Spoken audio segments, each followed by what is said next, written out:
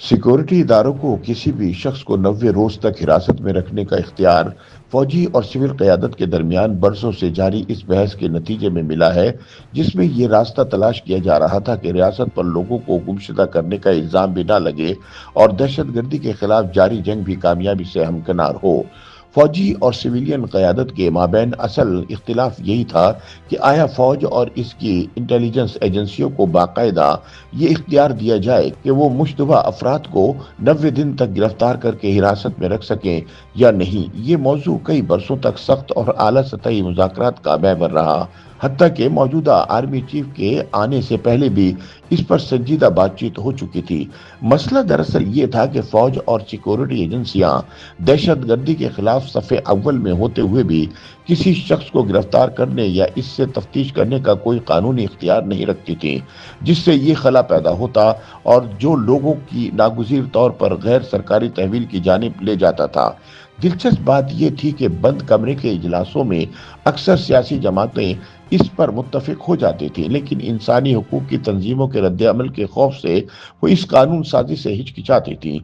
यही सियासी दबाव और अवामी तनाज़े के अंदेशे इस मामले पर कानून साजी में बार बार रुकावट बनते रहे।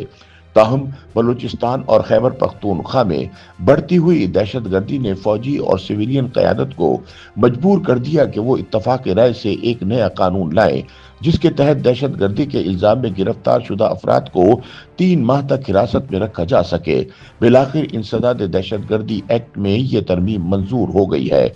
इस तरमीम से पहले सिविल और फौजी इदारे दहशतगर्दी के खिलाफ बरसरे पैकार तो थे, लेकिन उनके पास मुश्तबा दहशतगर्दों को गिरफ्तार करने, हिरासत में रखने और इनसे तफ्तीश करने का कानूनी इख्तियार नहीं था।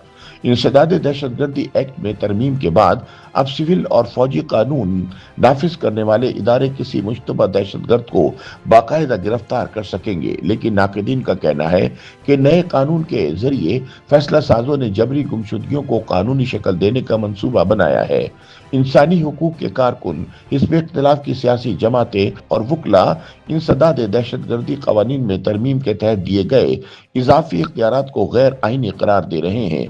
उनका कहना है कि इंसदाद दहशतगर्दी एक्ट में तरमीम से सिक्योरिटी इदारों को मजीद ताकतवर बना दिया गया है और अब इन्हें अदालती दायरा कार से भी बाहर निकाल दिया गया है।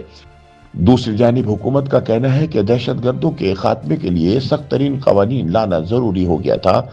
याद रहे कि इससे कबल बलोचिस्तान असेंबली ने भी सूबे में बढ़ती हुई दहशतगर्दी को कंट्रोल करने के लिए सिक्योरिटी इदारों को इख्तियार दिया है कि मुश्तबा अफराद को वारंट के बगैर गिरफ्तार किया जा सकता है।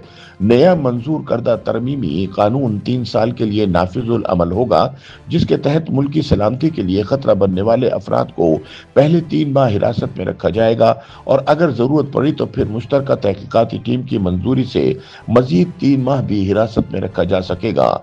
इस कानून के मुताबिक अगर हिरासत का हुक्म मुसल्लह अफवाज या सिविल मुसल्लह अफवाज की जानिब से जारी किया जाएगा तो तफ्तीश मुश्तरका तहकीकाती टीम करेगी।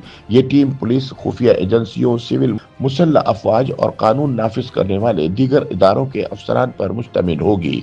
वफाकी वजीर दाखिला मोहसिन नकवी ने कौमी असम्बली में जमा कराई गई तरमीम के लिए तहरीरी वजूह में बताया कि मुल्की सलामती को लाहक संगीन खतरात पर मुश्तबा अफराद को तहवील में लेने की इजाज़त इसलिए ज़रूरी है कि दहशतगर्दी के मंसूबों को अमली जामा पहनाने से पहले नाकाम बना दिया जाए।